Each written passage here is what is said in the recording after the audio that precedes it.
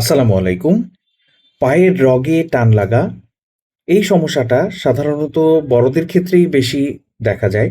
তবে ছোট শিশুদেরও হতে পারে, কিন্তু বড়দের হওয়ার সম্ভাবনা বেশি থাকে। কি কারণে এটা হতে পারে? প্রথমেই হচ্ছে শরীরে যদি পানি শূন্যতা দেখা দেয় কিংবা রক্তের কিছু লবণ, পটাশিয়াম, ক্যালসিয়াম, ম্যাগনেসিয়ামের ঘাটতি দেখা দেয়, তখন হওয়ার সম্ভাবনা বেশি থাকে। এছাড়াও যদি ডায়াবেটিস আনকন্ট্রোলড থাকে, যদি পেরিফেরাল নিউরোপ্যাথি অর্থাৎ পায়ের নার্ভের সমস্যা থাকে, সেক্ষেত্রে হতে পারে।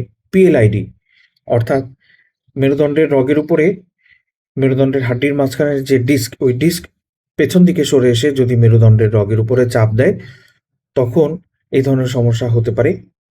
সিডেন্টারি লাইফস্টাইল, ফিজিক্যাল অ্যাক্টিভিটি খুব কম অথবা হঠাৎ খুব বেশি ফিজিক্যাল অ্যাক্টিভিটি, এগুলোর ক্ষেত্রে হওয়ার সম্ভাবনা বেশি থাকে।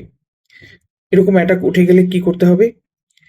তাৎক্ষণিকভাবে চেষ্টা করতে হবে পাটাকে আস্তে আস্তে স্ট্রেচিং করে সোজা করে ফেলার।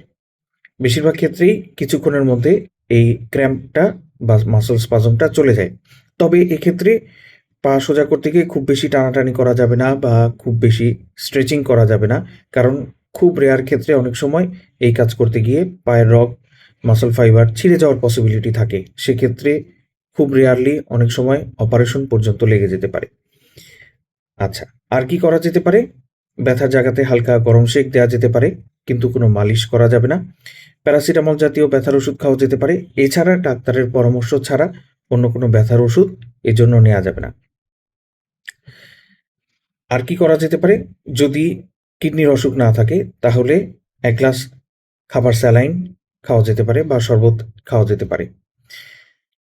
প্রতিরোধের জন্য কি করতে হবে? কারণ অনুযায়ী যদি ডায়াবেটিস আনকন্ট্রোল থাকে, ডায়াবেটিস কন্ট্রোল করতে হবে, রেগুলার হাঁটার অভ্যাস করতে হবে। যদি আ মেরুদণ্ডের রগের সমস্যা থাকে, পিএলআইডি, তাহলে সেটার চিকিৎসা করতে হবে। পায়ের কিছু ব্যায়াম আছে, স্ট্রেচিং এর ব্যায়াম, পা ধীরে ধীরে সোজা করা, ভাঁজ করা, হ্যাঁ? নির্দিষ্ট কিছু ব্যায়াম আছে, ডাক্তারের পরামর্শ অনুযায়ী সেগুলো অবলম্বন করা যেতে পারে। সবাই সুস্থ থাকবেন, ভালো থাকবেন। ধন্যবাদ।